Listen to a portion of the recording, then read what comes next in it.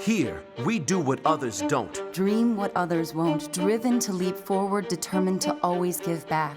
Here, we work where giants have played, where the connection of work and ethic is made. A diverse community possessed with a passion To know and grow and go and show the world we are prepared to change it. Here, we ask what must be done, for in doing we learn and earn success. And you can get there from here. DePaul University. Here, we do.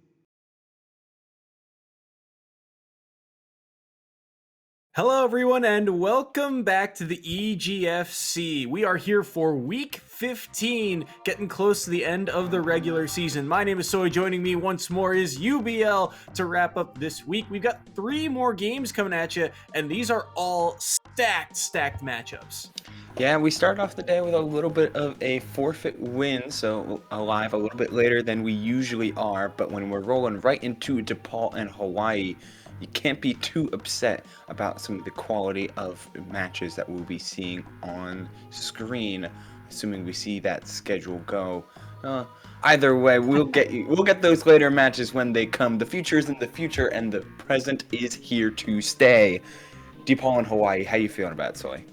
It's an interesting one to say the least. DePaul, they are, like we've said, one of the top dogs here in the EGF. They were in grand finals of the national bracket last season, and so far, very, very good. I believe, yes, 13-1. That only loss we saw, I believe, 2 weeks ago to Colorado, who are right in the thick of things in that playoff race, and we'll also see their match later today. Hawaii, they are at 9-5, and really the important part about this matchup is that Hawaii is so far undefeated in conference play.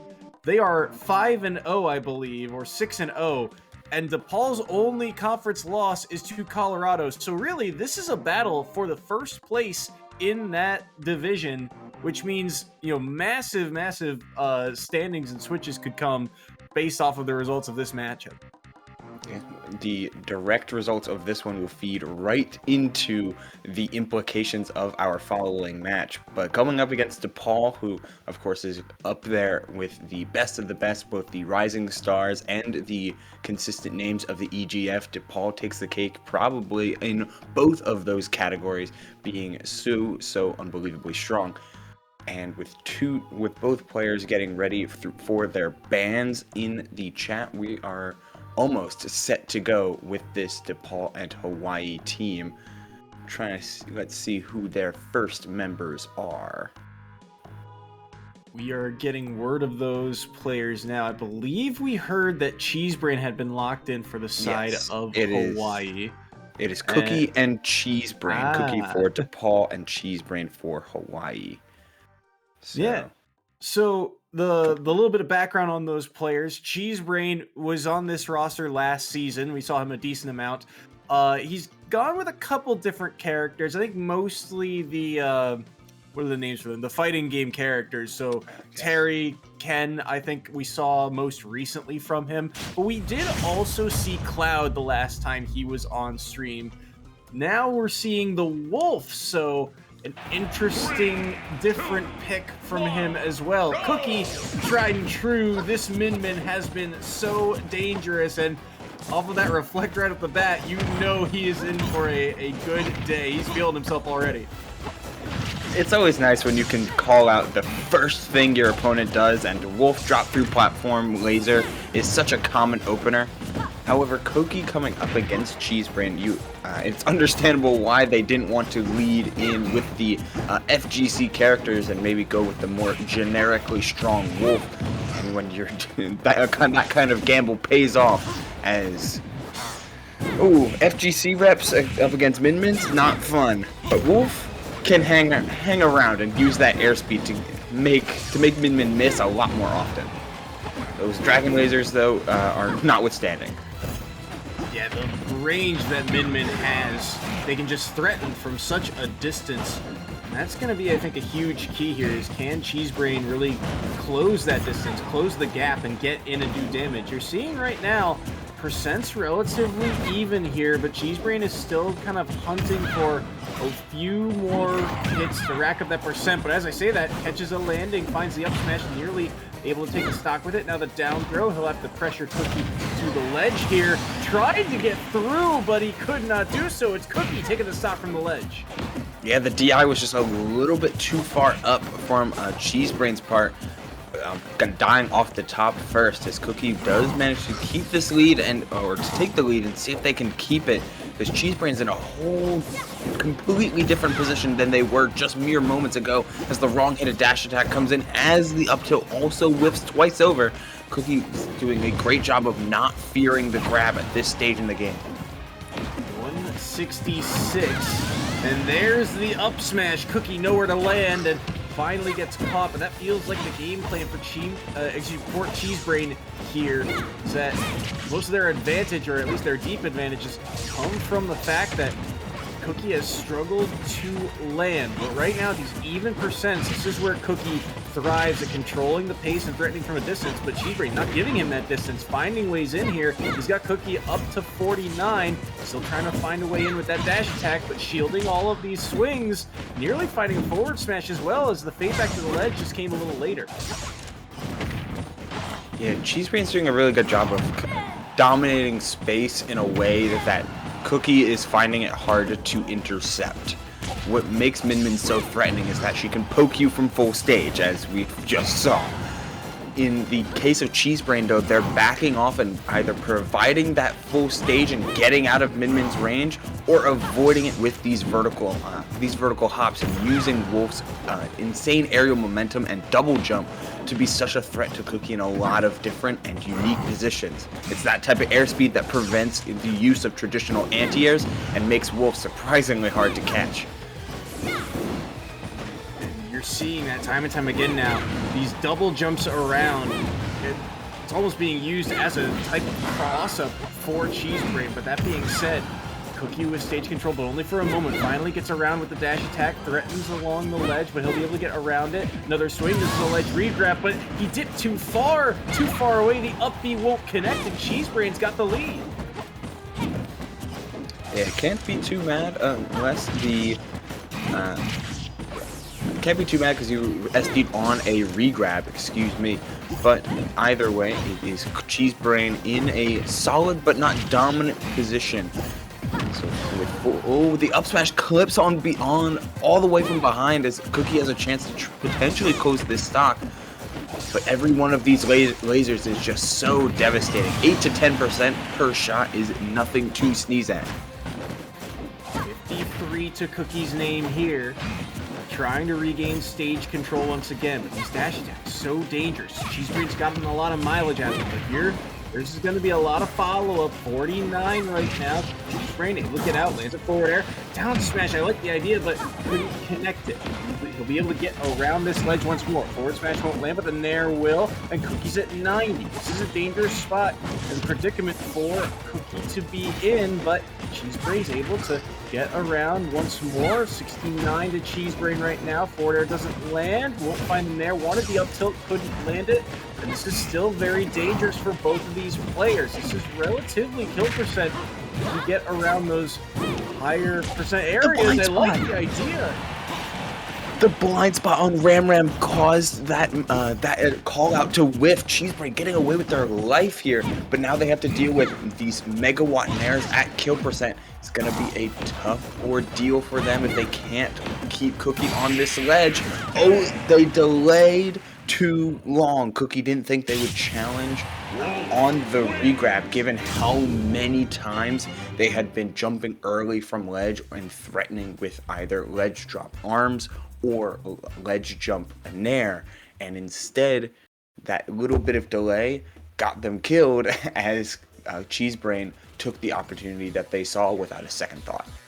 Yeah, no, absolutely. That was a huge play. We saw, in previous moments on that second stock that Cheesebrain wanted to threaten the ledge regrab. He noticed that Cookie was repeatedly, challenging him at ledge, trying to force him away. But then, we saw it was actually, he was able to run up, get that down smash on that third stock. So a huge play there from the side of Cheesebrain in that very first game. And it's in a position where you were in such a tough spot as Cheesebrain. You had that lead, but it was slowly being whittled away. And Min Min, while she is a character that lost a lot of the raw hit kill power that they used to, some Nair being not nearly as safe makes high pressure and high percent scenarios a lot more dangerous. Those arms can still be devastatingly effective in call out and in advantage situations, especially when Cheesebrain is pushed off ledge. We didn't see that much in game one due to clever high recovery routes coming often from the Wolf, but make one mistake and that's a down angled ram taking your jump, and that's a dead Wolf at any percent. So Cheesebrain sneaking away with just that single point as we go into the following games.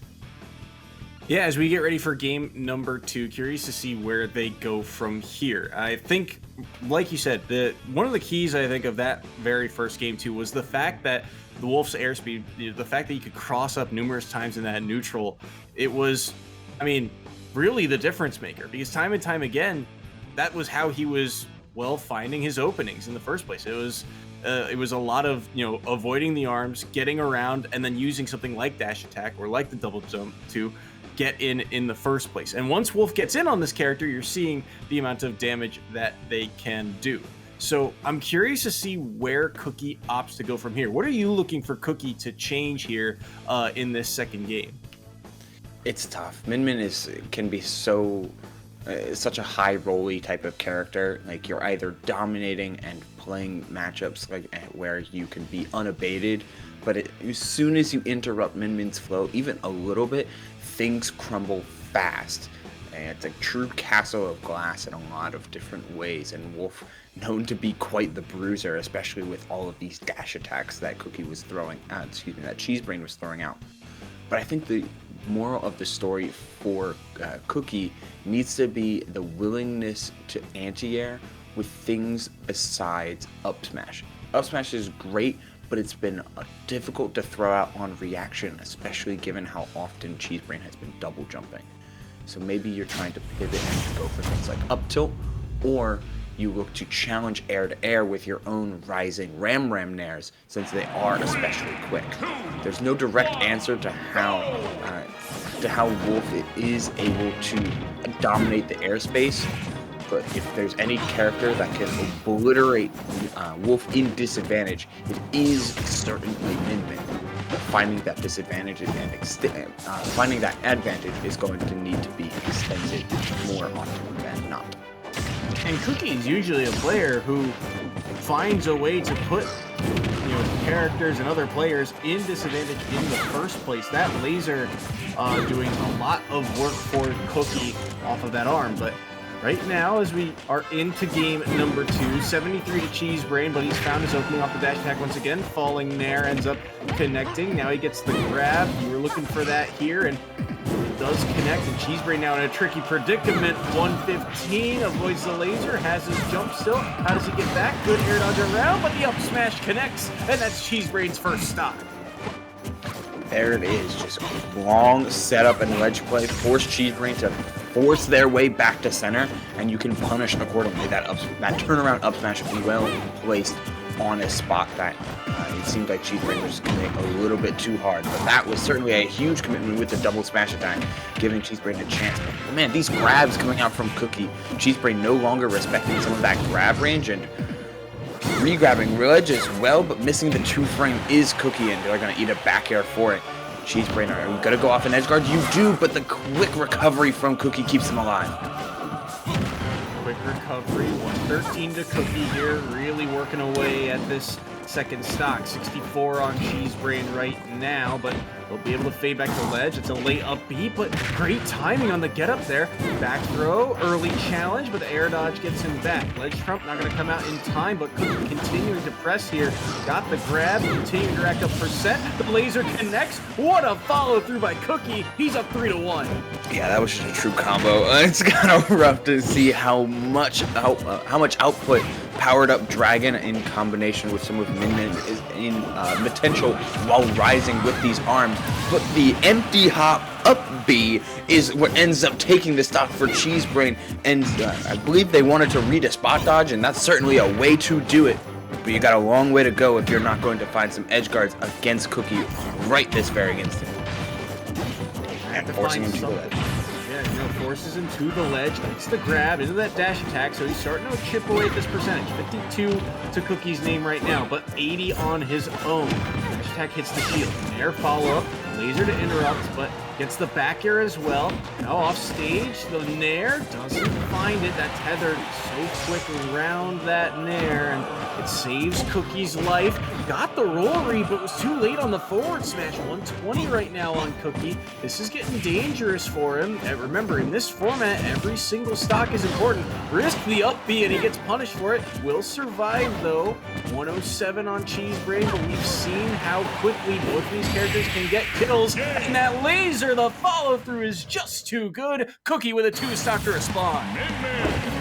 And you don't usually see Dragon Laser be the difference maker in a lot of sets. I mean, it is certainly a finisher on a full stage basis, and it's amazing in its own right, especially given its homing properties. But usually you're seeing Megawatt be this massive offender, Ram covering so much space. But there's been multiple times where Cookie has gone to the double dragon setup, and it's really been working just because of how little respect Cheesebrain is providing to those dragon lasers. They cover a lot of space, there's a little bit of an extra delay on the hitbox, and if you're not ready to be poked, then they're certainly going to close out stocks in multiple strong fashions. I mean, that second stock speaks for itself. Yeah, no, absolutely. I think you called it out too, the fact that, Cookie, when he gets a character like Wolf or a lot of players just in disadvantage, it's so hard for them to get back to stage.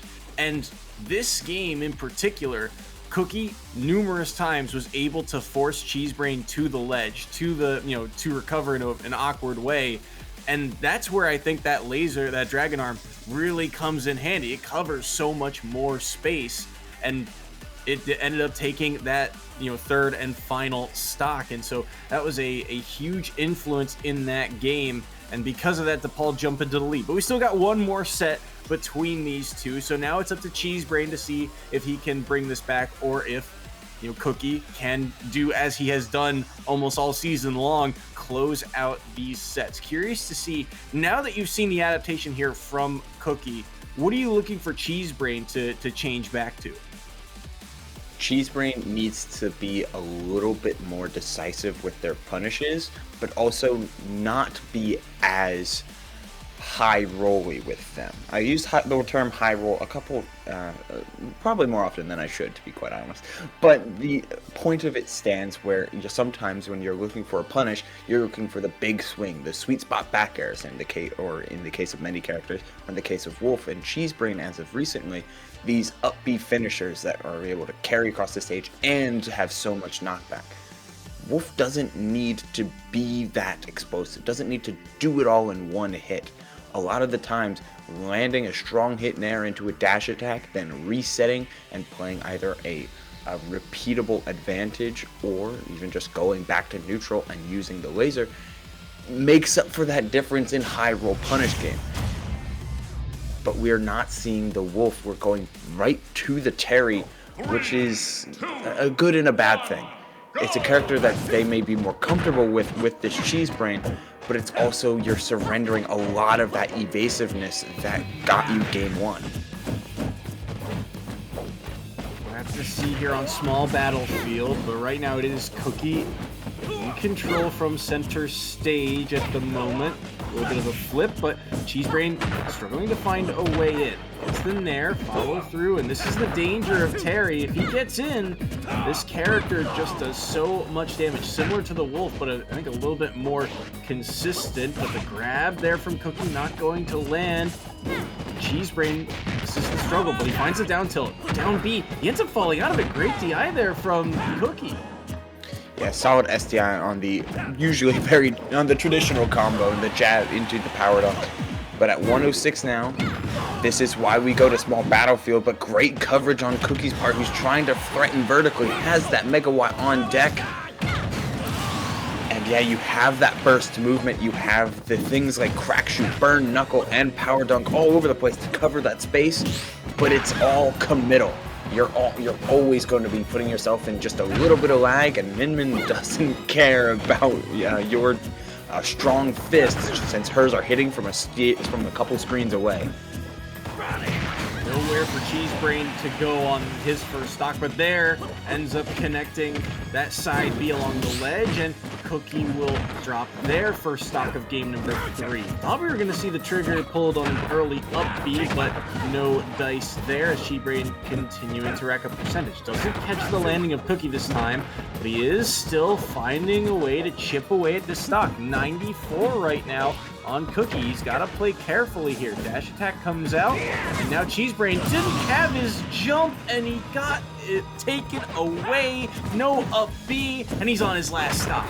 That's incredibly tragic given how the stock was going. I loved that Cheesebrain was cutting combos early, short early, because they were able to consistently find damage, and now that's a stock gone just like that. Use your jump too early, and you'll be surprised at just how adept Min can be at taking your jump, because it's a whole lot of pressure coming off stage right after you. And that's what I meant. Like, yeah, you can get some of these crazy punishes. We saw down tilt forward tilt, Crack Shoot, the jab power dunks, all of the crazy stuff that you see that Terry can pull off. But Min natively does not care about scrapping up close, and instead is much more willing to poke at you, force you into the air, than keep you out of her range by using up smash and up tilt or rising nair as a means of challenging. It's a simple but effective game plan, and Terry, Ken, Ryu, and Kazuya, their lack of airspeed makes it really hard to penetrate. Yeah, and you saw that there in that game. I mean, once Cheesebrain was, well, in disadvantage, once he was up in the skies, tell you there's nowhere for him to go. He can't cross up as easily as he was with Wolf. And really, Min too, Cookie took great advantage of just every little opening. You know, you saw the second he found 1 or 2 hits, it wasn't just 2 hits, it was 2 to 3, then 3 to 4, and he just kind of walled this Terry off towards the side of the stage, especially in those last 2 stocks, taking the jump both times, reading air dodges as well, and still being able to cover them. Very well done from Cookie, and that's the bread and butter of Cookie. That's what makes him so dangerous. Like you said, when he gets people off stage, they are, few and far between coming back and getting a clean reversal on him. Yeah, you have to do that for Min. Like, this character has become it's like a weird glass cannon anti-zoner kind of character, where it's incredibly individual for their spot and how they play the game. And it works. It works to great effectiveness, but because you're a little bit more fragile than you were before, you can't rely on just coming down with Nair for basically free. Like, you can't rely on popping shields and having just so much extra shield pressure. It's a little bit more dangerous, so when you put opponents off stage, when you have that advantage, you need to close it out. And Cookie is a closer. Absolutely. I mean, Cookie is one of the players on this roster who has been here since last year and is one of the staple names of this Blue Devils crew, especially since picking up the Min because they didn't have them in Season 1. Now here in Season 2, this Min looking very, very strong. So now we get ready for our second set as we get ready to see who those players are. We're still waiting to see who Hawaii will send in. It looks like DePaul have locked in Legacy. Now, Legacy new to this roster as of this split. We didn't see him at all through the fall split, but he's been one of the more consistent names to this DePaul team since the start of spring. 3-1 so far in the season, and this Cloud, it is something else. When it gets rolling, it is like a snowball. It is just hard to stop. Meanwhile, on the flip side, Hawaii have locked in their second player, and it appears to be Gray. Now, Gray is one of the key names of this Hawaii roster. He was here last season, had a very successful run, and this season, his Pokemon trainer 8-4 and looking stylishly good. Wow. Okay, we're really gonna get a run back of a matchup like this. For those of you that watch this event and are in tune with the Smash Ultimate scene, we're fresh off of a major that finished off this past weekend, where we saw the Pokemon trainer by the name of Quid, as well as the Cloud player by the name of Spargo, two familiar members, both make it into not only top 8, but I believe they did not face off against each other. However, we saw a lot of high-level representation for both sides, and we saw just what makes PT good, what makes PT bad, as well as what makes Cloud exceptional on top of what makes Cloud not so much. It's a interesting dynamic of seeing the highs and lows of both characters, as both Quid and Spargo found 3-0s on very good players and lost 3-0 to a couple very good players. So we're gonna see how it rolls. Of course, Spargo and his Cloud ended up winning the event as a whole, so Cloud mains are certainly riding high and have a lot of good data to go and refer to heading into this next month of Ultimate's metagame. Yeah, between these two, it should be a very interesting matchup, to say the least. I mean, again, Legacy relatively new to this roster, but again, when Legacy is on point, this Cloud looks exceptionally scary to go against. But Gray is no slouch. Gray is a veteran to the scene, this Pokemon trainer too. His Ivysaur in the past has looked especially dangerous, and the Charizard as well, if I remember correctly, is another kind of staple character of his that the proficiency level looks, just a step above some of his other characters. So very dangerous. Curious to see how this one plays out. They're doing button checks as we speak, but I guess headed into the matchup, what are your thoughts going in? Is there a certain who has advantage in neutral, or is there a certain 60-40? What's the difference maker here in this type of set? The problem when it comes to both these characters is they can be so high rolly, but they're also so there's me using that word again. They're both also very similar in how they want to execute their game plan and their positions of strength. Cloud is a very devastating ledge trapper, as well as has a very strong juggle game and very dominant tools in neutral. Pokemon Trainer has all of that separated into 3 characters. Ivysaur, amazing juggle game. Charizard with the oppressive ledge trapping, especially if you know how to appropriately find those sweet spots. And Squirtle's both combo game and neutral are some of the best in the game, period. It's just he's attached to other Pokemon. So finding where to match up with Cloud may be the answer, and it also might be potent to find the difference in some of your Pokemon to not go toe-to-toe. Don't go the Squirtle into Cloud in neutral. Instead, look for the juggle game or look for the ledge trapping. Or just try and beat Cloud at their own game and see what they can do to Legacy and see how they can feel each other out. Legacy is being a little bit overcommittal with some of these cross slashes at first, Gray not falling into traditional block strengths, but when you have some of the strong out of shield game that Cloud has, you can afford a little bit of some early trigger pulls. Maybe not that early. Yeah, I was about to say, that up the out of shield, we already saw him try to use it once there. He used it a little early and ends up using limit for it, but should still be able to charge it up. But right now he's in advantage against Gray, trying to rack up this percentage, but it quickly gets reversed on him. I like the idea there from Gray to land that Nair. This could be dangerous. Up B doesn't quite land. Legacy will escape for now. He's at 113, but limit is also on deck, but not for long as the up air connects and Legacy will drop his first stock.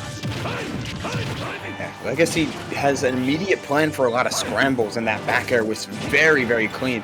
A couple of them now.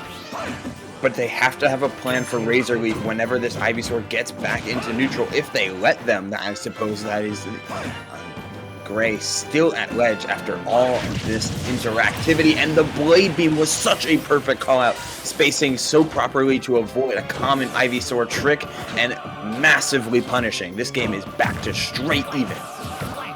Well done. I mean, you said it. That Ivysaur up B often used to challenge people trying to find a ledge trap, and there the Blade Beam just beats it out, beats him in time, and now he's starting to get the punishes on this Squirtle. 54 to Gray. The Ivysaur is back along this ledge. He'll be using that up B again. I like the idea for that back throw, but the finishing touch a little bit early there, and Gray ends up getting away. 63 to Gray right now, and now the back air starts to land. Chance to juggle, but he'll go for the side Bs, and he will be avoided by Legacy for the moment. Legacy doing a great job of responding here. This is a ledge regrab, but Gray will be able to make it back, but only for a moment. Good tether cancel up there.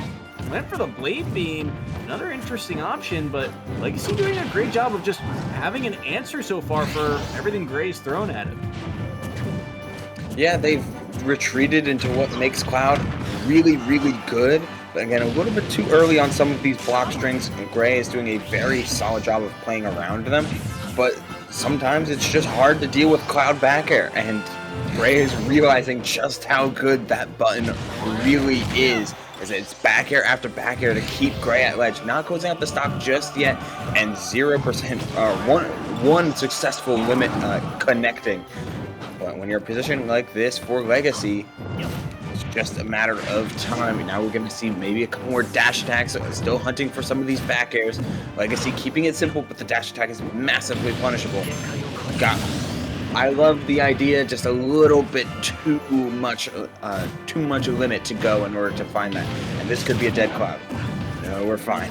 Ooh, that was dangerous. If there's one character that can really make Cloud struggle, it's Charizard. That neutral B does so much work, but he's at 170, and yeah, why not pull the trigger on that side B, get even more percent. 76 on Legacy right now. He'll be able to snap the ledge. The get up attack gets him off the ledge for now. 197, and so many quick attacks. Yeah, that back air is going to seal the stock away, and Legacy at 76. He has not been afraid to burn these limit attacks very early, no matter what they are. Feels like that limit is never really much of a threat, but this is a good jab, and a follow through there into 115%. He got this footstool instead, and Gray takes game number 1. That's tough. That's a tough one. But it's in a position where Cloud has to recover at a very specific spacing, and so he's jumping to that spacing, gonna use the climb hazard, and Ivysaur, a double jump down air, I believe just would connect anyway at that spot, so it was either get the footstool on the double jump or die to the down air. Either way, it was very, very well played on the part of, oh man, why did this happen? Gray. On the part of, why? Yeah, I'm so sorry. On the part of Gray, it was extremely well played because they had one thing to solve. Exactly one move, Cloud back air. And at the end of that game 1, back air stopped landing. They would be blocked, and they would just flat out whiff, and the Gray would go in for either neutral resets or proper whiff punishes if they were available. And as soon as the back airs stopped leading into potential block strings or leading into big damage, it really felt like Legacy was kind of fishing and hunting for straws and really trying to pick at what wasn't there because back air wasn't being as reliable as it normally was especially in the beginning of that game. Yeah, no, I agree, and I think that's why you saw him burn, through those limits very quickly. It felt like he was hunting for a way to, well, take the stock, because when you see that Charizard at, plus 150 and your Cloud with all of these quick options, you think surely I can find a way to take this stock somewhere. and then his stock got worked away. I think by the time he finally took Gray's second stock, he was up to 60+%, I want to say. And then the Squirtle came out and got even more work done with the jab lock follow through into the forward smash. It got him up to 115 and pushed him off stage. So really well done. And I think there's also something to be said about Gray's defense, because when you're at that high percent, you sometimes get kind of, you play yourself a little bit of, you try and play defensively, and then you end up playing too defensively, and you get caught and lose your stock for it. But Gray, able to survive to those high percents, able to get that extra percent on board, really well done by him in that first game. Oh, and the switch off of Cloud, not wanting to be as reliant on some of Cloud's bigger buttons to keep Pokemon Trainer at bay. Instead, you're going to have to rely on a little bit more speed, but you do have this gun in order to try and poke away at all three of these Pokemon. And it's going to be a challenge on Gray. Do you have the chops to continuously play Squirtle as the percents get very, very high? Because Ivysaur and Charizard are never the problems for Joker. It's always the Squirtle. Small body can be very difficult to deal with, but so far Legacy doing a fantastic job of doing so. 77 to this Squirtle right now. Here's the Ivysaur switch, and Legacy only at 21%, but continuing to chip away at Gray's stock. But now the side B is doing a lot of work. Arsene should be coming online in about another 10-ish%, and there he is at 58. Arsene makes his first appearance. The side B just barely connects on the Gray, and that will force him to the ledge. Second one will land as well, make it 3. It nearly finds a stock, wanted a 4th, but no dice quite yet. He'll make it back, and Gray in a weird spot here along this ledge. Baits up the counter, but won't be able to get too much off of that forward air that he lands. Another forward air will not connect. It down tilt won't either, and at 146, I like the idea to try and catch that early tether, but Legacy unable to catch Gray's first stock yet. And I like that Gray's choosing to be a little bit more passive with this stock. Ivysaur feeds into that gameplay a little bit better, and if Legacy's not going to try and find the stock with Arsene, then all you need to do is keep them at bay with Razor Leaf. Legacy still not having an appropriate plan to punish Razor Leaf, and instead Gray takes the first stock with those lingering nairs. Such a house when it comes to Edgeguard and Joker in both forms. And this high percent gameplay as you do fall to the second back air on the shield poke. But hey, you did 55 in a blink of an eye, and that Ivysaur put in so much work for you. 55 is a lot of work to be done. Half of this Arsene also used up, and the Squirtle's still buying some more time around it. 5, make that about 10% to his name, but the guns start to connect, and now a combo game maybe here from Gray. Until got the lock, that's the forward smash, and that is the stock. You called it there. An easy stock for Gray. Yeah, it's Squirtle forward smash attacks are surprisingly and ridiculously strong, but there's no straight combos into them, as surprising as that is given Squirtle's kit. But out of a jab block, amazing. 63 on Legacy right now, still trying to find a way to respond. Gray, oh, the reversal, and it's enough. Gray with a 2 stock here in game 2, and they take the second set. Very, very important 2 stock, not only with the 2-point victory, but also with that extra 2 points in the stock will bring this all to an even game state. Is it really an even game state? Wait, wasn't the first game a 1 stock? So it would be... I think it'd be 5-6. Oh, wait, but it was 5 points, but they scored the 1 in the first set. Yeah. Yeah, Cheesebrain won a game. Okay. My mistake from the pointing, but the point still stands that Ivysaur turned up that game.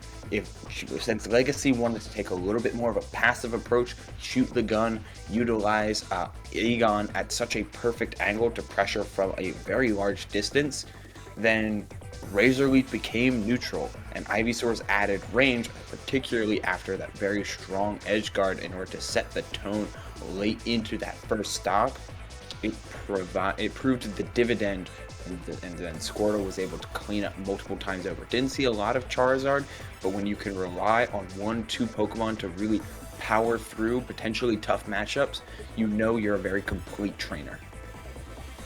Absolutely. I mean, we didn't really see the Charizard at all, I think. I think immediately after Gray dropped his first stock, he switched back to that Squirtle. And the Ivysaur even, too, after taking that first stock, got the job done. What really, I think, the signature moment for me that sealed the deal of saying, okay, Gray is playing with confidence, is not only does he get the double Nair edge guard to take that first stock, but then immediately after he gets a grab and then reads the landing. He doesn't go for, say the multi-hit Nair or forward air. He instead waits and uses a forward smash instead. And it's that type of move. That's a confidence play. That's saying, hey, they're in disadvantage. They're going to air dodge and they have to be right here. And that's reading your opponent, and that's reading them to another degree. So that was very well done by Gray. And that 2 stock, like you said, tying things back up. The game is tied, and this rubber match will be all the more vital to see how far things go in this match. That's in this entire set even. That has been very, very close and very, very slow paced. They're not trying to risk too much. They're not trying to surrender a lot of advantage. Not only does the win matter here as we get to the end of the season, but this point differential could prove divisive for seeding as both of these two get ready for the playoff hunt. And for the side of University of Hawaii, they will be sending in Pyro as we wait for DePaul's answer. This is an interesting one. Pyro, we haven't seen a lot of, new to this roster, or at least new to the EGF as of this split. And Pyro's been seeing a lot of time as of late on the Duck Hunt. Now, the only other Duck Hunt we've seen is Doc Hunt from Weber State, who we will actually get to see later on today. Pyro's Duck Hunt 2 and 3 so far on the season, so he's had a decent amount of success. But you got to remember, this is set number 3 between these two schools, so this set really dictates the pace of how the rest of this matchup will go. And because DePaul have this option to try and counterpick Pyro, I'm curious to see who they opt to go for. Yeah, it's a total fresh slate, but with an added little caveat there, because DePaul has potentially player counter pick advantage, at the very least from a matchup standpoint, and we'll see who it is that comes in and to see if they have any history. Not the first time that these two teams have played, though Pyro is rather new to the roster. Still waiting in on DePaul University, but it is impressive to see these two kind of answer each other in their victories. I mean, in the first round, we saw Cookie take their time and find explosive punishes through a slow-paced neutral. Big wins on the back of a very particular style of play. And Gray just kind of did the same thing to Legacy. Waited for Legacy to get a little impatient, waited for Legacy to try and overextend even just a little bit, and blew them up for it immensely with multiple stocks closing off of edge guards, and that down air 2-frame it's honestly free against Arsene's recovery, but even still, it was important that he went for it at all, given that they were just in disadvantage. Yeah, no, I absolutely agree. It's interesting to see how these players, their play styles, end up being very similar despite being from very different regions, or at least the reasons they are winning, as you're pointing out, are for, well, similar reasons. As we're hearing now that the players have been locked in, Pyro will be going up against Ego for the side of DePaul. Ego, we've seen a little bit of, we haven't really seen him this season, but we saw him a lot last season, and Ego, I believe, mostly played Bayonetta at the time.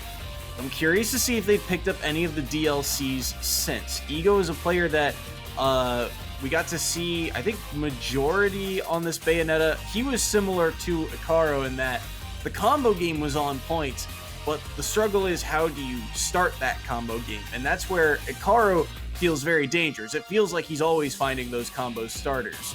Ego, it feels like the struggle is not finding the combo starters, but rather ending the combo, finding that finisher and securing the stock, which is often the struggle of the combo characters, but that's going to be the challenge. It's a classic. Yes, but we'll have to see how they do here against, again, Pyro's Duck Hunt has been, well, on point, 2-3 so far this season, and Ego again, Ego's another player for DePaul. DePaul, really the storyline for them, I think, this season. They look like that championship tier team once again at 13-1.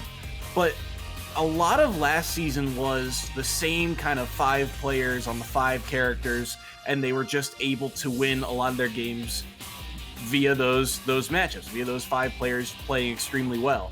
Now you're seeing so much depth in this lineup. I mean, now you've got your typical starting 5, and now it feels like you're up to maybe 10 other players who could be starters on a lot of different rosters at this point with how they are performing. And Ego is another one of those guys. Despite not getting a lot of the spotlight this season, he is still a very strong competitor for the Blue Devils. Yeah, I really like going into a game where you're trying to have complete control for a long period of time, and even if it's not like consistent neutral wins, like you just are consistently outplaying them in a neutral environment, finding your damage and going back to neutral, Bayonetta still amasses a lot of control over a long period of time because her combos can take quite a bit sometimes. She has a lot of extenders and a lot of means where it comes down to right or wrong DI. And if your opponent DI is wrong, well, that's an extra 10 seconds of combo time for you, and you get to see how that plays out. Unfortunately, it's not a traditional kind of... You're not facing against a traditional kind of character here. Duck Hunt, very awkward, has a lot of frame 1 escape options, and is quite awkward, to say the least, as this is not Matt Beach, and we do see that Ego is using Matt Beach's switch, but this is a different kind of a combo breed, more of the avian variety compared to the butterfly that is Bayonetta. We'll see how it ends up going. A good start for Ego thus far. Yeah, the Falco, an interesting pick, and I do like this one because, as you're seeing, that reflector going to be ever-present, going to be on the back of Pyro's mind throughout this set. This is essentially Final Destination, but this is... But it's the cool version. It's the interesting version, to say the least. This is, I forget the name of the map, but it's Kazuya's home stage, and... It's the Mishima Dojo. Okay, so Kazuya Mishima. The Mishima Dojo, the site of game number 1, and relatively even here right off the start, both hanging around just short of 100%, but the follow through there from Pyro, nearly finding a way to take the stock. The side actually got him past the can. The can in an awkward spot, the forward air interrupting it, gets the wave, but that back air is enough, and Pyro is able to take the first stock. Ego is doing such a good job in the beginning of the game, just saying, yeah, I understand that you're going to be over there and you're going to take your time, and I will come back here with the percent lead and start shooting my laser. And then they stopped. I don't know why they stopped, but they did and surrendered a huge stock lead and are still trying to force their way in the same way they had been time and time again, with utilization of falling air first and foremost. Falco's strengths in zoner matchups is the fact that he can walk forward and use that reflector, and Pyro is massively punishing them for not doing that, as that forward smash finisher is devastating in this mid stage of the game. Such an early stock too, only 54 to Pyro here. You're seeing more of that reflector, but still these projectiles are connecting just back to back, and Pyro now a little bit of a disadvantage. The dash attack, oh my goodness, that was a scary spot for both of them to be at, but it ends up that they'll both make it back to the stage. But they are relatively at kill percentage, 95 on Pyro. That up B ends up flashing with the can, but Ego will make it back to stage. 8 to his name. Falling forward, they're not going to work. They'll be able to side me past the shooter, but the can still lands, and Ego, with stage control, has to worry about that can once more being reflected. Lasered away, but still being chipped away at. The gunman will find his mark here, but Ego on his last stock at 139. Feels like he's working on borrowed time here, trying to find a way to even this stock back up, trying to make sure he can mitigate some of the damage. 154 finds his way in. The parry, but the back air doesn't land, and it gives Ego a second chance here. Ego just flat out doesn't have answers. Like, you can do a lot of what you want, but at the end of the day, it's not going to always guarantee results. The few times that he would able to get in, there was some decent damage off of these falling nairs into up tilts, some tech reads with down smash. Like, you saw some of the Falco stuff that Falco is known for, but it came at the cost of just forcing their way in and forcing their way in and trying again and again to do very similar options. And at the end of the day, it was a matchup played like Snake on the part of Pyro, where they would toss can and they'd just sit and shield in front of it, and either Ego would land on top of them or back off and allow Pyro to flick that can at them and reset the entire situation again and again. It's kind of almost frustrating to watch them walk into the tunnel, that the painted tunnel that Wile E. Coyote painted in front of a brick wall just over and over and over again. Like, there needs to be an adjustment here, any adjustment. Yeah, we'll have to see here too, because I think you are right, and I've said this before. There are certain times when it feels like when you're on a combo character, you want to land your combo. You want to go in. You just want to be in the face of your opponent. But that's what Pyro is looking for, as you're seeing time and time again. The cans are landing, the side Bs are landing, and their projectiles, Falco has a way to deal with them, but it wasn't dealt with cleanly. You saw him use Shine later on in that match, but he wasn't getting anything off of it. The projectile would be reflected, and Pyro would simply back away and reset, and then it would put them in a weird spot, where they're, at distance, where Duck Hunt kind of thrives off of the ability to have time to sit up. So you want to be able to close that distance, but we'll have to see if they can get around that here. Wolf's laser, I think, also going to be helpful, but a little bit different here, as we are here on small battlefield to the side of King 2. Yeah, and if you're not trying to play the stage control game, then Wolf is definitely the better pick. You still have access to the reflect, but your jump-ins are a whole lot more ambiguous because your double jump is a little bit closer to the ground and your airspeed is a whole lot better, on top of the fact that Wolf's Nair is an egregiously oppressive hitbox. So this game is starting off a lot more even, though you won't be able to take full advantage of Laser's transcendent properties. That being said, though, it feels like Pyro just understands that if my opponent wants to jump in, no matter how many times or how different some of these jump ins are, it's still a jump forward, and I can deal with that. Yeah, no, so far they've been able to deal with it. As 94 to Pyro right now, but the up air lands, all three hitboxes connected. Ego will drop his first stock here in game number 2. Attempting at platform pressure, but a good roll through coming out from Pyro. And this string, choosing not to land with the dash attack, maybe expecting an air dodge.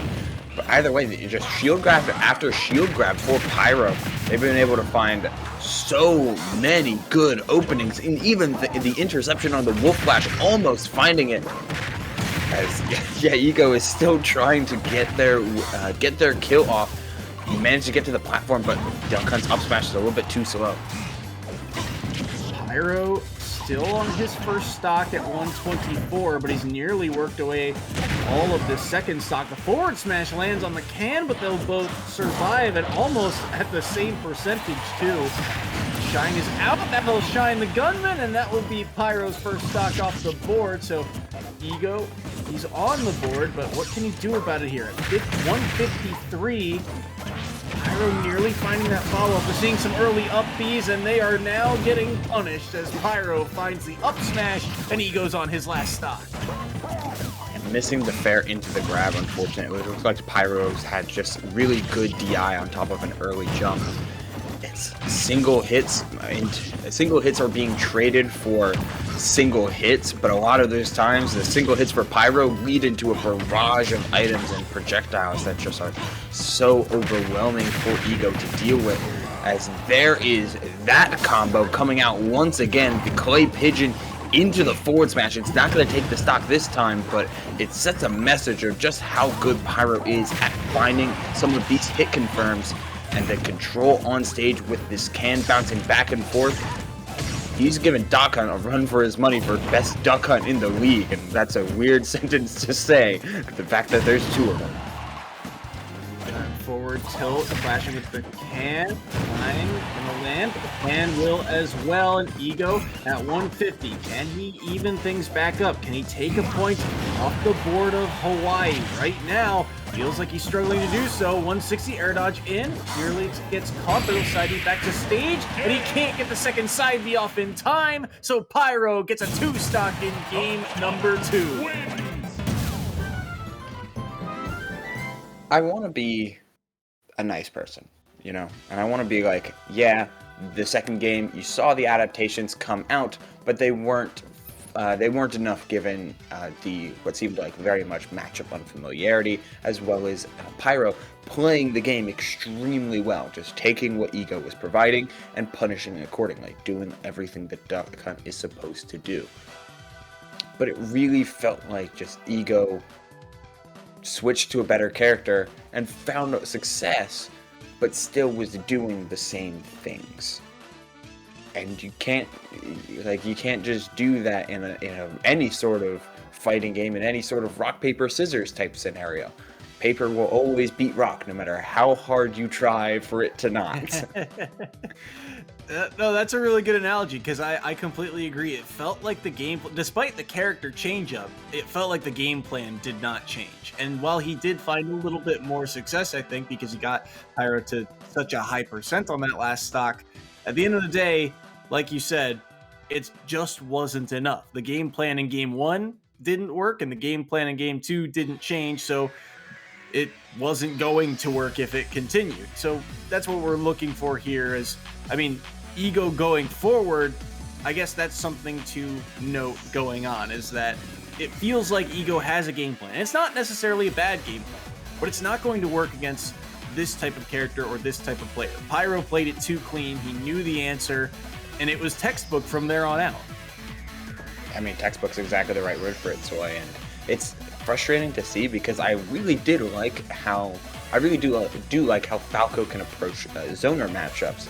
Despite the explosive combo game and the juggles and the resets that Falco can perform, what can make Falco so strong in slower paced games is the ability to walk forward, play the stage control game, and have access to a frame 1 reflecting option that also is also a hitbox slightly in front of him covering that mid-range.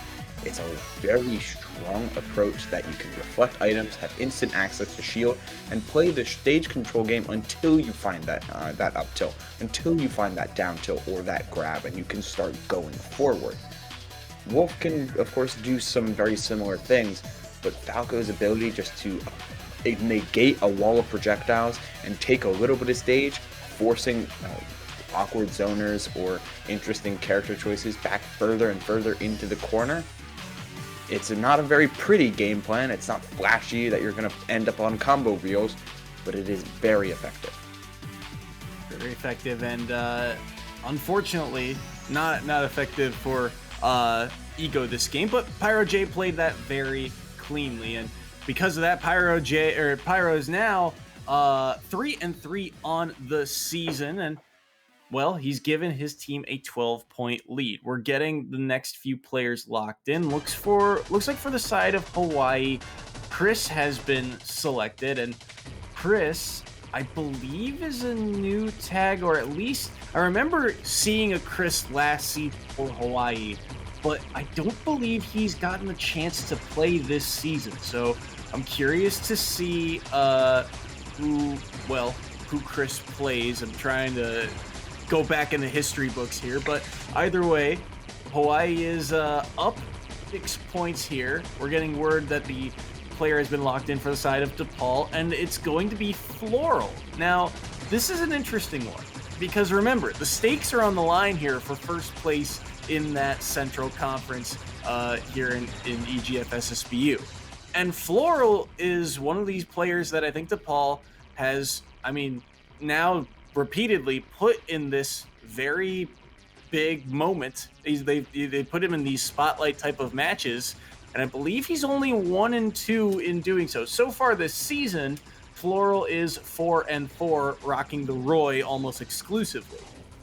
But the last time we saw Floral, it was actually in that match against Colorado when he lost to Zerosian. We did see him, I believe, a week later get a set victory, but it was in a third set. So Floral now, time and time again, DePaul is depending on him to be the go-to guy. And this is another moment that's a defining factor for him. Because remember, if Hawaii, even if they get the bare minimum amount of points, if they win this set, Hawaii lock in the victory for this week, no matter how many points that fifth player can earn. A 6-point victory, that was a huge win for Pyro, and now it all rests on the back of Floral to make up the difference. Yeah, this is going to be a tight one, and if you're a tight one for DePaul, they cannot allow these floodgates to truly open. But if you're University of Hawaii, like, even just taking one of these games can really put you in a good spot heading into the final round, where Matt Beach is a player that's hard to deal with. I mean, the Yoshi and Kazuya duo is it's an awkward one for sure, but it's ones that is so polarizing that maybe you just aren't even trying to have the threat of a Game 5 comeback on your mind. Just close out the set here, throw out the player that you would as your anchor early to close out the set and to roll right through this with a win. It is going to be Chris, of which they had to decide first, and Chris, doesn't have as much information in this split as many other players. But if they're confident enough to keep them in the fourth rung, then I'm hoping that they are as strong a player as Floral can be, as these two may be around in the EGF for a good long while. No, absolutely. And for both of these schools, too, we already talked about a little bit how DePaul, it feels like the story for them is how much their roster has grown and how many different matchups they now have, how many different types of play styles they have at their disposal. Floral being an interesting one, because if you look at the cast of characters, it feels like it's very polarized, where you either have, for DePaul, the players who have the rushdown characters like a Roy, like PT or Bayonetta, and then you also have the types of play styles that are a little bit more laid back, and things like the Young Link, the Falco that have those projectiles to work around. Even Matt Beach with the Kazuya is a very different type of play style. As we see here, Chris, the Greninja on your screen, going up against Floral, who's locked in the Cloud for this one. An interesting counter pick, to say the least. Cloud stocks are high. I mentioned it a little earlier. People have a lot of faith in Cloud all of a sudden, and I do as well. In a matchup like this, though, maybe not so much. I mean, Chris can really stick to the ground and play underneath a lot of Cloud's aerials, but if you let Greninja if you are seeing Greninja jump all over the place and trying to use that insane jump height to their advantage first and foremost, well, for Cloud, you take that to the bank. He becomes a whole lot easier to hit as he jumps right into that blade beam. Able to make it back to stage and roll around there. Early up B from Floral not going to land, but Chris is at disadvantage right now. 105 to his name, and another forward air will land for Floral. He's almost up to 60%, but he's got limit now. He'll be trying to find the stock. The side B will connect, and there goes that limit. And I'm curious to see, too, Chris is starting to work his way onto this stock, but that flood, I think, will be ever important if he can get Floral off stage. But right now, They're both still battling for stage control at 135. It feels like Chris might be working on borrowed time. That up B lands, and now Chris has to find a way back to stage. Yeah. Floral has consistently been giving Chris ledge, has been giving Chris even corner.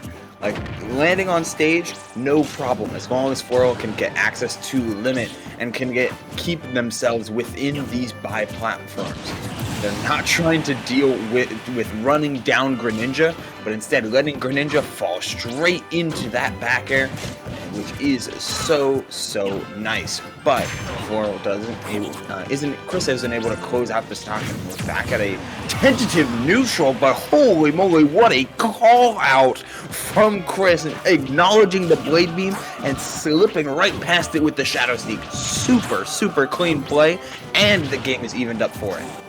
What a play from Chris to get around that Blade Beam, like you said. 37 on Chris now, still trying to find a way to really touch Floral's stock. Finally does with the Nair, trades with the up air the second time around. He's got stage control, 80% on Chris right now, but he is the one in advantage until that up B gets Floral out for a moment. Early side B once again, not going to do the trick, and I wonder if the case for Floral here, the reason he's just kind of giving him ledge, because A, he trusts his defensive play, but B, he always wants to threaten that limit, make sure he has the ability to possibly recover if Chris starts to get these combos. We haven't seen a lot of the classic Greninja combos so far, but this is really the first chance that he gets the up smash sweet spot, but it's not enough to take the stock quite yet. And the down air beats out the up smash just in time. Floral puts Chris on his last stop.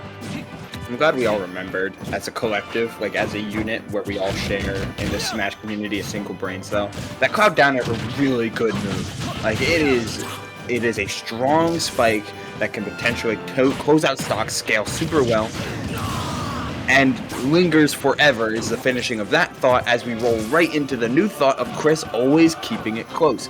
Down tilt into up smash. I mean, you said it yourself. We haven't gotten many chances to see Chris uncork that combo game, and a couple near misses, unfortunately, not respecting all of Cloud's fall speed. But when Chris gets a chance to roll, he certainly takes it for a mile.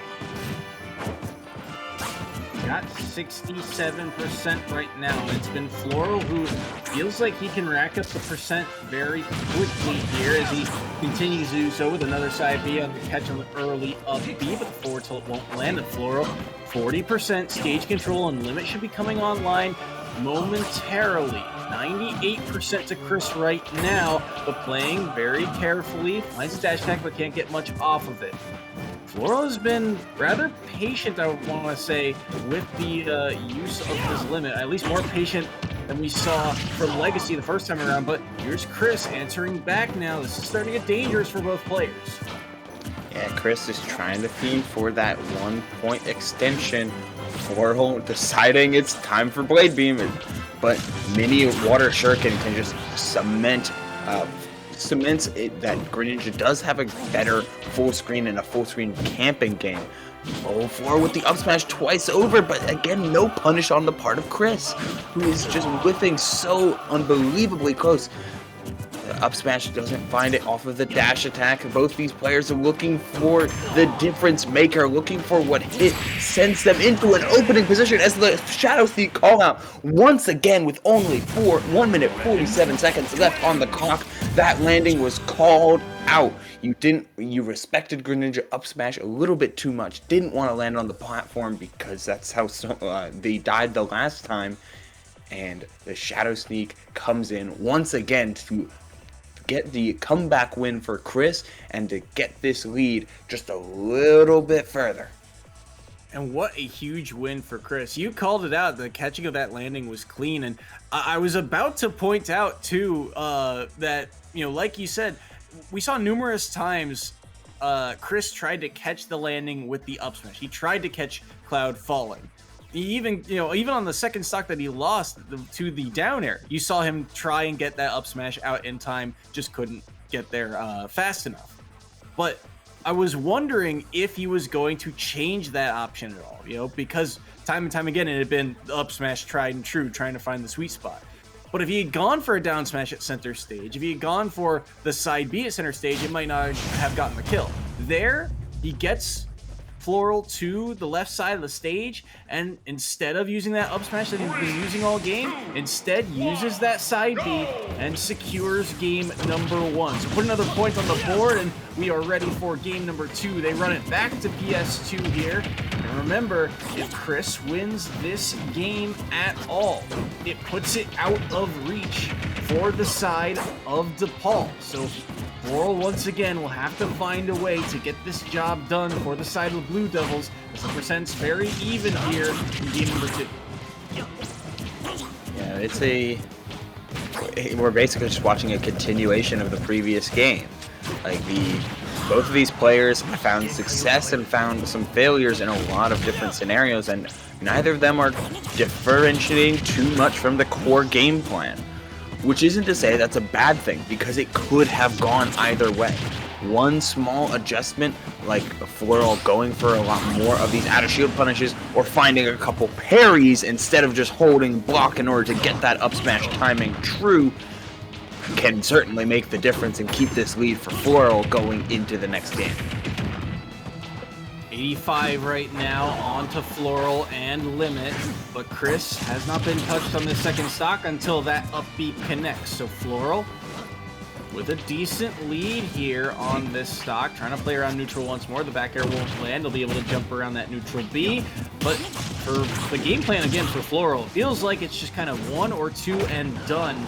Not much of a combo game from him in this set. Good dip around that stage to avoid the flood, to make sure he gets back, but it's only for a moment as Chris finds the sweet spot of the up smash. It's a tentative shield game that we're watching these two players dance around with. I mean, Floral has found a lot of these up Bs out of shield. It's an insanely good option on top of some very clean parries to ensure harder punishes at these kill percents. But Chris, you can play safe on shield. You can play to that spacing and to that cross-up game that is so well. Oh, gets the drag down the up air, but isn't able to get anything more than that. But Chris playing catch-up yet again in this game too. But he looks very comfortable doing it. There's no panic in their play when they're at a percent deficit. All that matters to them is keeping these stocks close and minimizing the amount that Floral is able to gain in any given scenario. That is the name of the game for Hawaii. Remember, if they take the set at all, they get the win for the week and secure themselves the #1 spot in that Central Conference. And even if they don't get the win, that 5th and final set will be very difficult still for the side of DePaul. But you gotta see what you can get done here. Chris at 92%, just continuing to chip away at Floral's second stock, but eats a back air here, and now Chris is the one in the corner. He'll be able to roll back. The forward air not going to land, and the up B gets even more percent on. And I like what you said. Chris, despite being at a percent deficit, continuing to play patient, not willing to pull the trigger oftentimes. Even there, gets a down tilt, but doesn't follow up, doesn't want that up smash quite yet. Wants to save that move, knowing it could potentially take a stock later on. Betting on himself to win more of these neutral interactions, and back air not gonna land quite yet. Neutral B's coming out, but still won't be able to get the job done. Has the dash attack, couldn't get the forward air, no follow-ups once again, and the up B gets Floral out of dodge. That is almost like a trump card in these situations around the shield, but he'll read the neutral get up with the limit cross slash, and Chris is on his last stock. Yeah, that was a slow burn of a stock, and it's on Chris now once again to try and make this game evened up into the final stretches. Finally going for a grab out of shield, looking for a follow-up. I love that Floral has been just choosing to jump away as much as possible. They've been controlling this center space with that disjoint so effectively, and Chris's answer has largely been to try and poke them out with water shuriken, which isn't a bad plan by any means, but one that falters steadily when you're at a deficit, and Floral almost with a huge read that could have gotten them 2 points more and into this game 3 as a jump into the blade beam yet again. Can Floral close out the stock? No, the high recovery on Chris keeps them alive.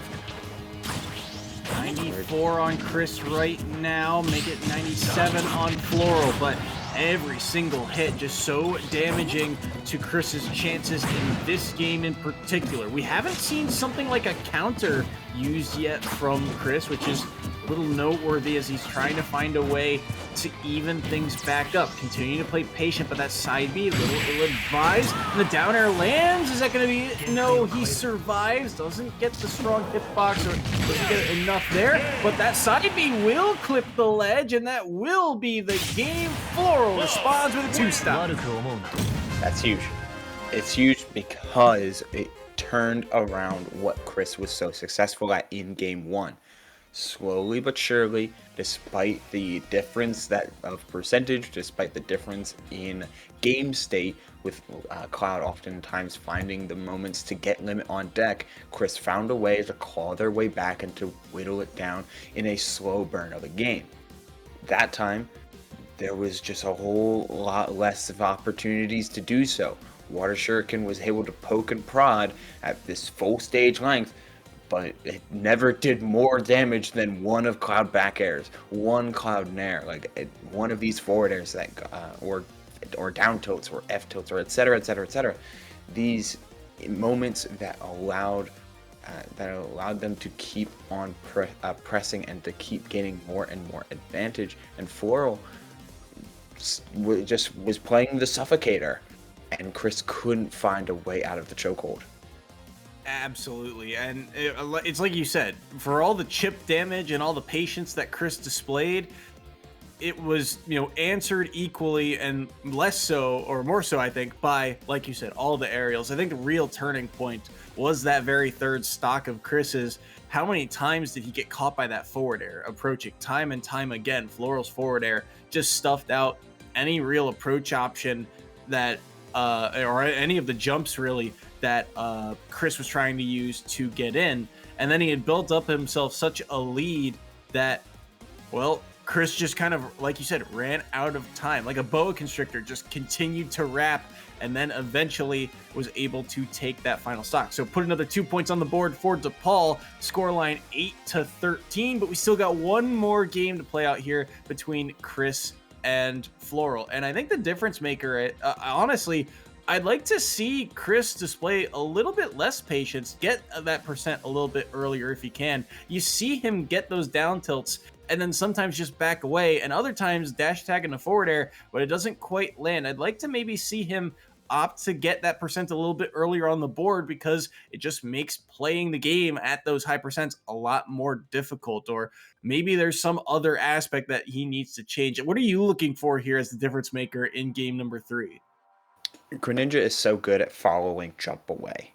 And the answer, and it goes into what you were saying. A lot of times, Chris would run in, find something like a down tilt or a dash attack, these really prime starters for Greninja, and just do nothing with them, because they were looking for air dodges. They were looking for buttons out of hit stun, some sort of option that keeps Cloud close, and so that they can follow on the ground and punish. But every time after time, Floral jumped away. But Greninja has the jump height to make that distance up and punish accordingly. They just never pulled the trigger on doing so. So you have to wonder, how many jump aways, how many times is DI up going to save Floral? Or will Chris catch on and find a moment to truly punish that? Additionally, he's got to watch up his timings. A lot of the times, Floral found more punishes and more of this damage off of parries instead of just blocking moves. Chris needs to be a little bit more careful with when he's striking Floral's block in order to truly get some of this pressure on. Good up air strings connect, and it is Chris with the lead here on game number 3. 5-point game, so if this is just a one-stock victory for Chris, it wouldn't put DePaul out of the realm of possibility yet, but we'll have to wait and see if it gets to that scenario in the first place, as Floral has evened things back up. This is a massive stock for both of them. A lot of momentum could go either way here, but those forward airs from Floral doing so much work. Chris numerous times has used that high recovery as well to get to the opposite side of the stage, and Floral mostly aware of it, but hasn't been able to punish it as of late, and both of them playing around these high percents once again. That dash attack so strong, but won't take the stock quite yet. Gets caught, doesn't have his jump. He'll need a lot more percent for it, and in fact, he'll lose his stock to it. The strong hit of the up air connects, and Chris is at the deficit. And there was a counter properly punished as well. Floral just playing a little bit more reactive at this point in the first stock, as that's an air dodge, but Greninja does have their jump, and Chris getting the jump called out. Will this be a down air presence? No, they're just going to keep at this roll distance and the grab as well. Floral picking all the right options and trying to lead his team into a position to win in the final stretch of the set. 13-8 is going to look much less if Floral keeps on rolling at this type of gameplay. 112 to Floral, but he is in firm control, but only for a moment. The side B connects, and that is stock number 1 of Floral off the board. But this is all on Chris now to try and respond. Floral in complete control of the flow of this game, and he lands the spike, but he made it back, and he nearly got the timing on that forward smash. Chris has got to be careful here. Jump call outs a plenty for Floral. He was, I guess, listening to me give advice to Chris, but and took it for himself. Like these big swings that are coming in every time Chris has been trying to jump away, trying to get to that platform, not finding it, and still covering the roll in as a pair of taunts comes out for Floral. A sheer display of dominance in that game 3. Information cashed in as the set goes to Floral, the set goes to DePaul, and this game suddenly swung to a 1-point deficit. That singular point not even going to matter anymore because the individual win of on the part of Chris going by the wayside, as this game, it's going to come down to the finals, to the anchors. It comes down to this thanks to a fantastic performance from Floral. And that game, I mean, that was so well done from start to finish. Even though Floral drops a stock, he felt like he had a firm grip on that game from Halo to the end of it. That was very well done. And I feel like, once again, like you said, the things that we were pointing out for Chris, he must have heard you, and he just took it to the house. Time and time again, the forward airs were connecting, and Chris, again, couldn't find a combo starter now. It's something else, about this game when we saw that opening one, right? And then there was just nothing else. It was the Floral show. Right. It was, the first opening combo, which got Floral to up around 70-ish%. And then Floral, it was just every hit landing. And I think it was kind of demoralizing for the side of Chris, right? Because if you're playing a game and you're trying to be this combo heavy character, you're trying to, be this difference maker and say, okay, I'm playing patient, I'm going to bait and punish.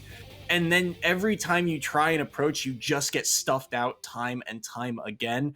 It's a grind. It makes you work harder, and that is where Floral just, it felt like he exploded. It felt like he, not only was he connecting everything, but then once he had the lead, he just had such confidence in the rest of that game that he could go for the more wild stuff, like the double jump forward air that nearly ended that third stock. That was really special to watch from Floral. Yeah, it's such a dominant showing on a player that doesn't usually play Cloud. I mean, whether it be shifting from Roy to Cloud as a sign of renewed confidence in the character, of feeling like Cloud's better overall air drift keeps them in the game a little bit better. Whatever the case be, it was a amazingly impressive showing. And if you are the Chris, if you are Greninja, like walking away from that set, yeah, Greninja is amazing at this bait and punish game plan and can really chip away at these full screen moments with a water shuriken.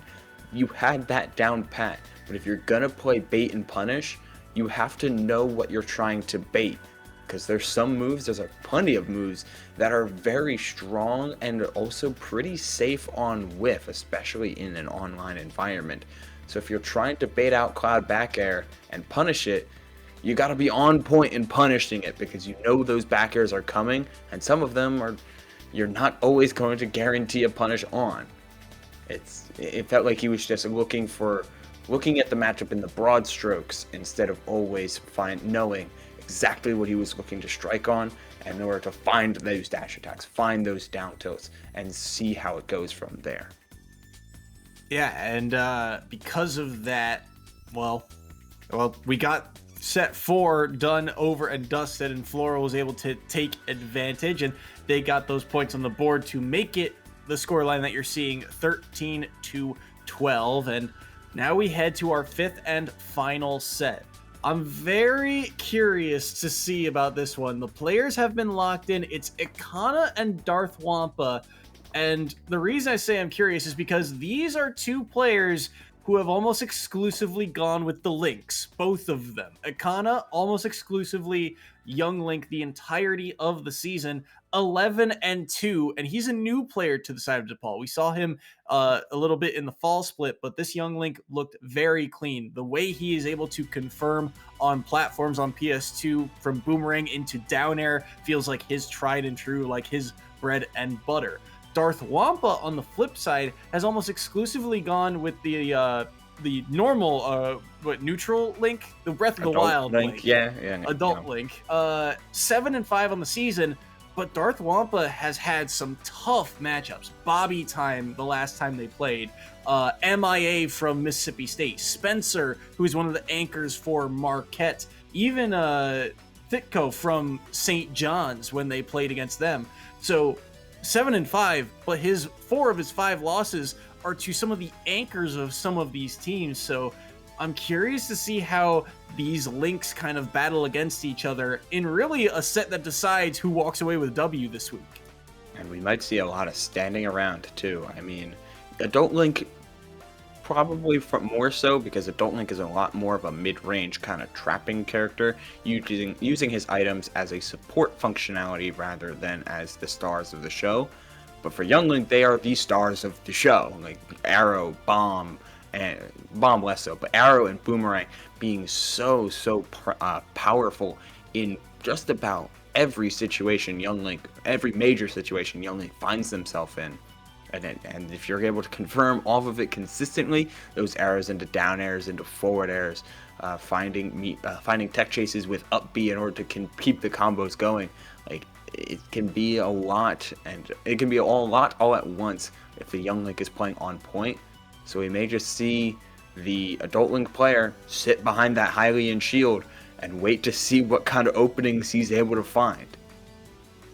Yeah, I mean, it's a matchup that we certainly have not seen here at EGF. Just we do see a couple of Link players. There are a handful of them, but few and far between have they ever gone against each other, which is why I'm so curious. We're starting to see those stages being picked right now. Again, really the winner of this set walks away with the win for the week, and also would lock in first place in that Central Conference. Those conference playoffs starting up fairly soon, I believe in just about 2 weeks' time, because this is week 15. We got one more week of the regular season after this, and then it's playoff time. But here we go. Game number 1. Ikana on the Young Link and Darth Wampa on the Breath of the Wild Link. One more time. Game number 1 is underway. And this is neutral. We have found ourselves at neutral. I don't think Darth Wampa has left his platform, has moved anything except for the B button. He is using it to great effectiveness. This is what you were talking about, though. I mean, when you have a lot of the same tools, you're going to see a lot of the same kind of neutral. But like you said, Ikana's boomerangs are going to be really the things to watch for. But that being said, still, even off the start here, it is Darth Wampa in a % lead. One of the other key differences, too, I think, is the fact that Young Link is so light, and that Adult Link is going to be able, I think, to secure stocks a lot sooner if they find as many openings. So feel like there's an emphasis on Akana to be able to secure those stocks, to find those boomerangs and arrows. But you're seeing Darth Wampa well aware of the gameplay. Yeah, it's quantity. While Darth Wampa does have access to a lot of these items, they're a lot more variable in their utility. I mean, boomerang having dual functionality with strong and weak hit, bomb being a remote bomb, as well as these arrows he can pick up and use again. But with Young Link, you can just throw out all of these arrows and all of these boomerangs a whole lot quicker. But Darth Wampa using what makes Adult Link just a little bit built, at least a little bit different. That Adult Link Nair, it's amazing. And Young Link has a great Nair of their own, but it's not like Adult Link's. We saw that Nair able to take the first stock. Darth Wampa surviving at 140 as the down air missed from Akana. Now trying to find a way to work his way back onto the stock as Darth Wampa at 152. Good up B out of shield. I think that's one of his fastest out of shield options, if I remember correctly. It does a decent amount of percent, and now the jab's starting to work away at Akana's second stock. I like the idea of the dash attack there. A lot of coverage as well. Darth Wampa just playing very clean defensively. Akana not able to find their ways in here. Oh, choosing to not go for the bomb recovery, instead to try and scare off with the bomb toss. 109 to 195. The jump call out, but fast fell onto the platform and canceling out the move.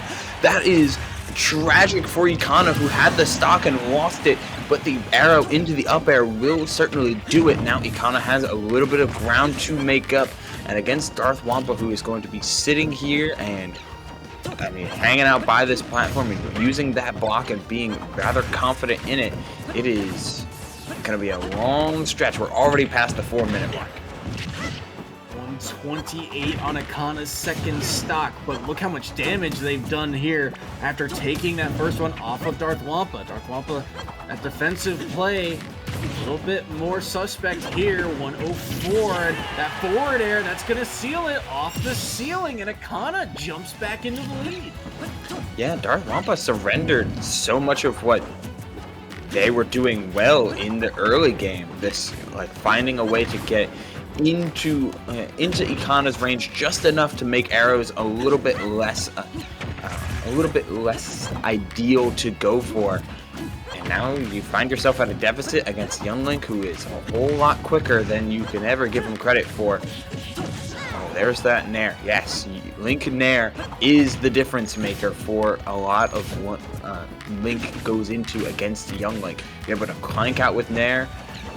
I like the charge on the arrows, though. The lack of thereof from Akana. It's going underneath the Hylian shield just a little bit, striking Link in his knees. There's an error to the knee joke. There you go. We're back in 2012. Alright, well, it's still, 62% on Darth Wampa, but like you said, those arrows doing a lot more work now, finding their mark, and 66% here to Akana's 158. And again, the way these two are playing, the fact that it is so close, the stocks matter a little bit less, I think, in terms of the overall points. They do matter in terms of that point differential, but in terms of our score line here, it really comes down to who can take the games overall. Akana at 170. Darth Wampa starting to approach, trying to find a way in, trying to find a way to secure this stock, but Akana has not made it easy until that moment right there when the bomb connects, and we are on to last stocks. But 78 for Darth Wampa. They've got a lot of work to do here. Certainly do. This is why, the approach, but Young Link's Nair does get them out of that spot. And so we go back to a full screen neutral. Watch out for the bomb. They do so accordingly. It's a tense one, as neither player really trying to do anything but show off some of their items. Oh, there's a Nair into the grab. Good stuff from Darth Wampa. We resolve ourselves back to this full screen, full stage kind of neutral. You can do not have time to charge an arrow if you're Darth Wampa. Instead, you have to try and maneuver around the projectiles. Dash attack comes in, 152 now, and Icano is looking to close out this stock with a minute remaining. The forward throw, not gonna do it. Grabs the ledge here. This is a dangerous spot, like you said, for Darth Wampa. 167 to his name. Got around for a moment. Has advantage, but can't get a follow-up off of it. Nair won't connect. Still continuing to work away with all these projectiles. 45 seconds on that clock. Jab. It's Akana off stage. Up B. It lands. That's enough, and Darth Wampa steals game 1. And a little bit of charge on that up B as well, coming in super clutch. I mean, Young Link, not exactly the heaviest character, but you do get that extra little bit of oomph on that extra little bit of charge in order to and as well as timing it just right on the neutral getup. I was waiting for a jump call out personally, seeing how many times the escape option for Ikana was just to try and jump away and utilize some retreating or crossing up items.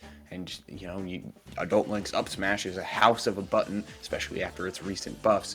But a timing on the neutral getup and a call out like that will certainly seal the deal on that game 1, but not in any definitive way when it comes to detailing the rest of the set. As you're at 170, you were playing with fire, to say the least. And I'm not just talking about Young Link's arrows.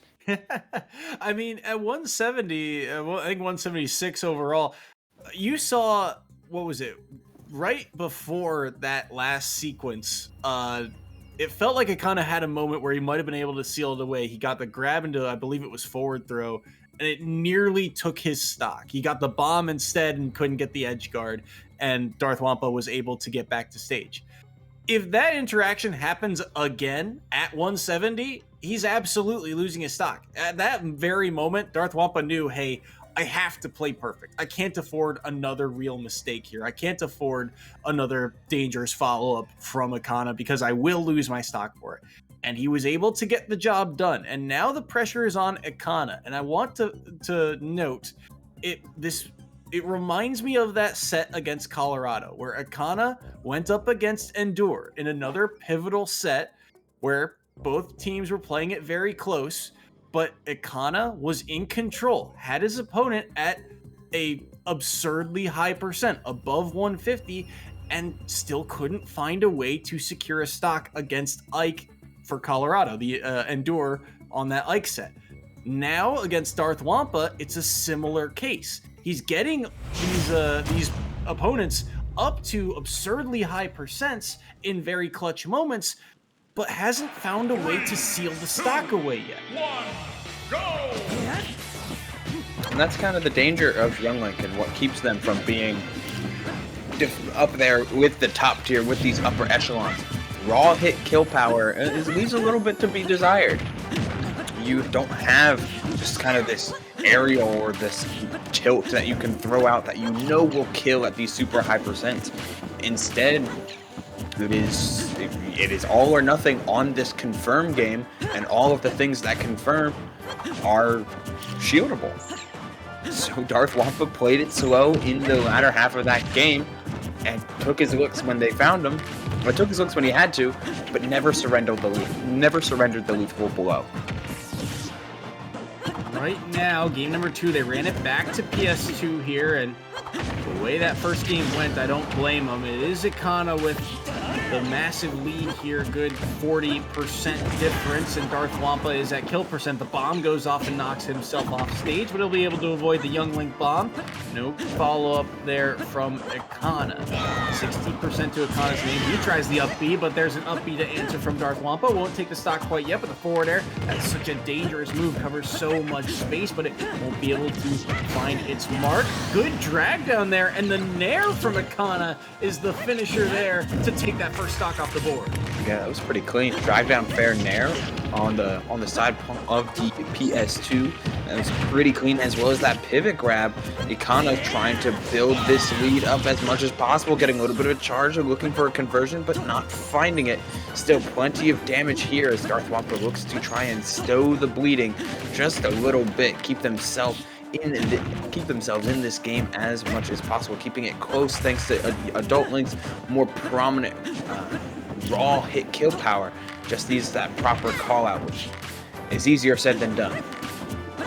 Well, 8 right now on Akana, and Young Link relatively light, but like you said, trying to find a way in is a lot more difficult. They were able to do so at the end of last set, and they've sort of set up this kind of trap here along that platform. The bomb goes to the middle of the stage, and the boomerang covers a lot of the options for Akana, and because of that, it hasn't made Akana very easy, or at least it hasn't allowed Akana to approach very easily as that edge guard attempt goes by the wayside. Now it starts Wampa in the corner at 104. Akana's got a lot of rage here. This could be a stock if Darth Wampa's not careful, but they will be able to get back to center stage where the up air lands, and Akana still pressuring Darth Wampa to the corner. Nair doesn't connect, the back hit does, and Darth Wampa able to live because of it. Yeah, we're just watching. We're watching Akana keep out Darth Wampa as best as you can against a player that continuously wants to try and jump in or just deal with a onslaught of projectiles coming from the front and from the back. You're in a rough spot there with arrow forward and the boomerang coming around from behind as Akana closes it out with a grab, but the bomb isn't going to do it quite yet. I want to see a little bit more of just mid-range gameplay coming out from Darth Wampa in order to try and close out this stock. But the bomb off the ledge will do it. That one recovery route Young Link has, getting stuffed out by that very well placed bomb. It's a long road to victory here if you are the University of Hawaii. Darth Wampa kind of getting out tempoed, especially given Akana finding so many individual conversions just by waiting a little bit longer than he did in game 1. 86 right now on Darth Wampa's last stock here of game number 2. But here's an opening, quick 28, but not going to be really followed up on. Nair's landing, outspacing. I like the idea of the early up B, but it doesn't quite land, and so Akana goes back to work here. Up B connects, doesn't get the follow up there. Down tilting away, pressuring this shield. Arrow could be a forward air, and now Darth Wampa's back to this type of percent where he has to play near perfect. Can't afford any real mistakes, otherwise Akana could capitalize and take this game via a 2-stock, which would tie things back up in that point differential. And Darth Wampa playing dangerously around the shield, knows he has to approach, knows he has to get something done here, but the drag down forward air nearly finding its way again. Nair's the arrow so that he'll be able to stay alive, but how does he get back from the ledge? The forward air was a decent idea, but Akana outspaces it, and we're headed to game 3. Yeah, that's a risky business on ledge like that, and if you keep notice of every single ledge interaction that goes on, as you really have to when you are a trapping kind of item-based character, as both of them are, you begin to notice, wow, it doesn't take too much pressure on the ledge to get Darth Wampa to commit to something like a get-up attack or a ledge hop forward air. All it took was an arrow and a dash in, and Akana properly punishes it with a 2-stock, bringing this game to an even score count on the entirety. So whoever wins this game, just like before, will cement the victory in the set. But now it'll just be a little bit more uniform. Yeah, no, it all comes down to this game 3 here of set number 5 between Darth Wampa and Akana. And what a way to kick off the day, too. I mean, these two teams, you're looking at two teams that are likely to make the playoffs. Hawaii, they could be in a little bit of danger if they lose, but still have a decent chance at 9-win marker.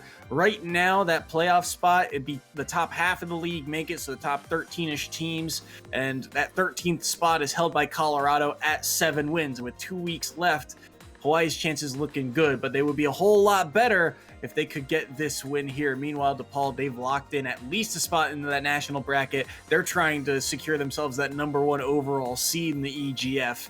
But in order to do so, they have to get the win here. So a lot of pressure on these two Link players here. What do you see as the real difference maker here in this set? I mean, you're seeing a lot of kind of the same setups, but Akana, like you said, felt a lot cleaner in that second game. Is there something that Darth Wampa has to change in his game plan or significantly change in his game plan, or is it more or less just clean up a few things?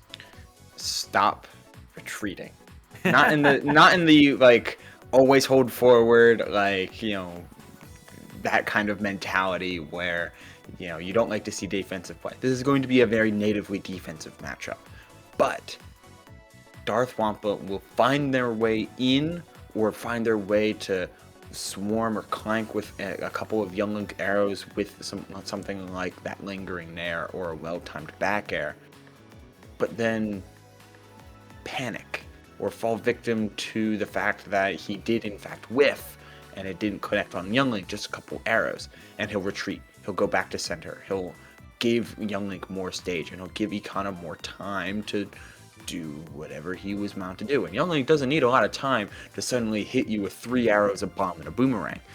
So if you're going to find ways to come off these platforms and be aggressive with it, you can't just retreat as soon as you whiff.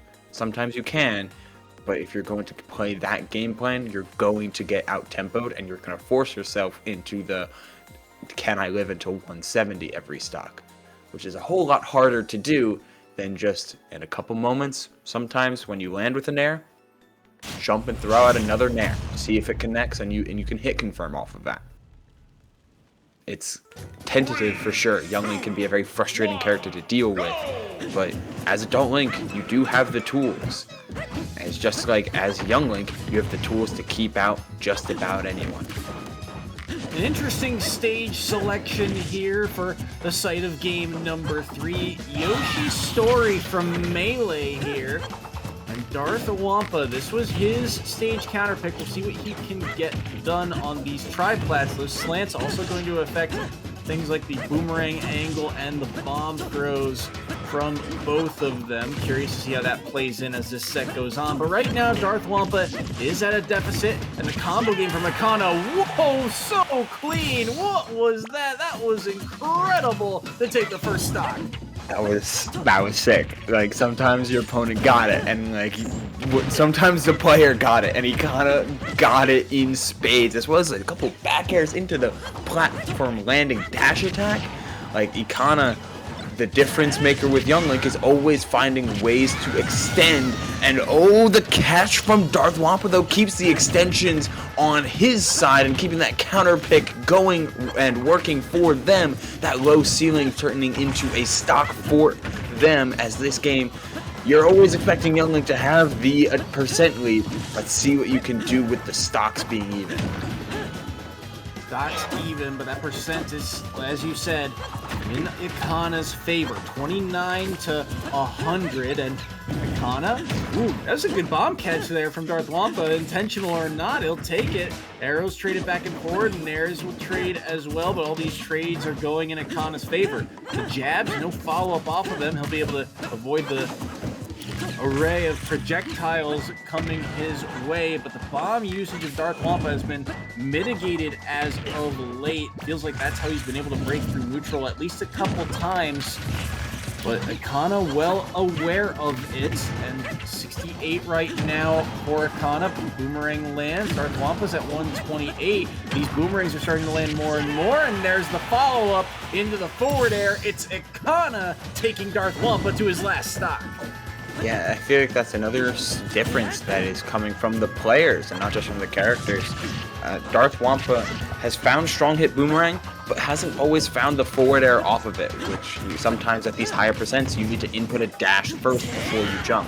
Ikana never misses that dash. Every time they find a arrow, a bomb, or whatever, it's always something else after it. As the second hit of forward air, this straight hit kill power doing wonders for Darth Wampa to keep them in it. As this game continues, and this entire set even is decided by this last stock. 75% for Darth Wampa, the 24 of Ikana, but this has been relatively slow paced, and Ikana has been the one who's been able to take these first stocks throughout these first couple sets. He's got Darth Wampa to 105. Darth Wampa has to play so carefully now. Finds him there, but the boomerang knocks him out of it, won't be able to jab and follow up. There's the falling forward air. Gets Akana off stage. I like the idea to go for that nair edge guard, but he'll be pushed to the ledge once more. Side B is starting to connect for Akana. Has to play so carefully defensively as Darth Wampa. The boomerang lands, so does the arrow. The nair won't connect from Akana once more. Down tilt, forward air. Is it enough? Yes, it is! Off the top he goes, and Akana takes game 3 and wins the day for DePaul. What a long, exhausting set for both players. But by the minimum margin of victory, DePaul does move on to 14-1 and really try to cement their top seed bid, as University of Hawaii will drop to 9-6 now, still well within playoff contention, but you're feeling a little bit more nervous about it with each passing loss. What a tense set, not from this best of 3 to the entirety of the crew battle. Really across the board, it was very close, and like you said, there were moments where it was very fast-paced, but there was also a lot of defensive play, and I feel like that was the story of this set in particular. The defensive play from both sides, just across the board, very, very strong, and it's how they've had a lot of success this season, but it felt like in that last set, Darth Wampa just kind of ran out of time. Yes, he had good, strong, stray hits that were landing to seal away those stocks, but when Akana's conversions are just too clean, just too on point, when the boomerangs and arrows come out just a frame faster, it meant that he was working on borrowed time, and one too many hits led to that last KO. Yeah, not to mention that first stock, which was just flat out dirty. Like, that was cheating, and it was so wonderful to watch because it felt good to see just the little things add together into a massive lead, one that Akana never let go. Such a clean conversion there from Akana, and he was able to hold that all the way through that last set. So DePaul's Akana gets the win here in game 5. A little bit of redemption from that set against Endure way back in that Colorado game. And because of that, DePaul, they keep their record fairly clean. 14-1 now on the season. Hawaii, they dropped to 9-6. Hawaii, we'll see them next week when they play against Ryder, but we'll get a chance possibly to interview one of the members of DePaul after a short intermission. Don't go anywhere. We'll be right back.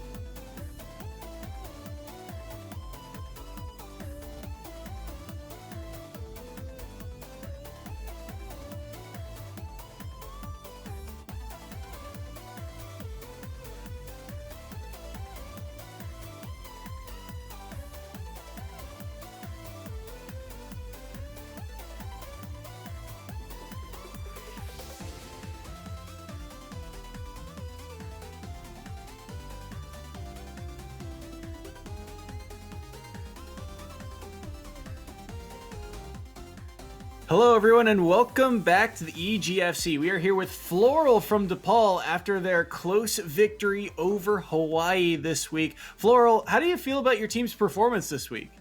I think we have finals this week, so I'm pretty proud of everyone for playing the way they did this week, especially since I know it's so stressful for everyone. It was a bit hard to actually get the team to come together because everyone's so busy right now. Yeah, I mean, I certainly believe it given the stress of the ending of a semester. But, I mean, I gotta ask, like, how nervous were you going into both this, the entire set, as well as the final leg of it, given how close this team was and how this would affect your standings? I have a lot of faith in our roster. I think we could take anyone in the league with no problems. Me personally, that was my first time playing Cloud in any form of competitive setting, picking him up as a secondary. So I was a little nervous myself, especially against Greninja, but overall I felt okay about it, and I think our team can really handle anything. Yeah, I was gonna say, I mean, like you said, this was your first time playing Cloud. You typically gone Roy. You were the fourth player going up against Chris the Greninja, and you started the comeback really for DePaul. So what was your mindset going into that matchup specifically? So game one, the distance makes the connection kind of tricky sometimes. So game one, I was mostly seeing what Chris would do and how they reacted to me just moving around and pressing buttons, and they tended to react with like dash hacks and water shurikens. So game two, my mentality kind of shifted after that close loss, and I tried to call the jump super preemptively because I noticed they had a jump habit out of hit stun, and from there I used their air dodge habit as well against them. Couple classic habits. As a team, now you said you had a lot of faith in your roster, and it certainly shows at a 14-1 record. As you make your way into the playoffs, is there any individual team that you're preparing extra hard for, or is your preparation stagnant, ready for anything? I think we're relatively ready for anything, but I think we definitely want to run back with Colorado to have a winning record on them once again. I mean, the history between DePaul and Colorado is certainly extensive between the regular season and the postseason, so I don't blame you for that one at all. Your next opponent is Niagara, and if you get that win, I mean, you will be, relatively, you have contention for that first overall seeding. I guess, what's the goal moving forward for you guys? Is it that championship run back, or, I'll let you speak for yourself, I guess. Speaking for me personally, I want to win. I want to be the champions of the entire league. I think that'd be really cool. I think it'd be sick. I think we can do it. We definitely the season 2 do it so far. So going forward, I definitely like to see us just try our hardest all the way through the league, do as best we can, and just learn as much as we can, and hopefully clutch it out and become the champions. Sounds like high hopes, and with the performance both you and your team put on, then it's certainly a goal within reach. Is there any final shout outs you want to give, or any final thoughts? So really hard fought by Hawaii, so shout outs to them, good stuff. I'd like to shout out Ego for playing for the first time in EGF this season. Really good stuff. Thank you for stepping up this week when we had a pretty limited number of people playing. And I also want to thank Ikana. We've been practicing a lot together, and I think it's been really good practice for both of us. Yeah, no, absolutely. Showed this week. So once again, congratulations on your victory, and we'll see you next week when you guys play Niagara. Thank you. All right, and with that, we will be cutting to a short break here at EGFC as we get ready for our next match. When we come back, another Central Conference battle, and a pivotal one at that, as playoff implications are on the line between the Colorado Buffaloes and the Weber State Wildcats. Don't go anywhere. We'll be right back.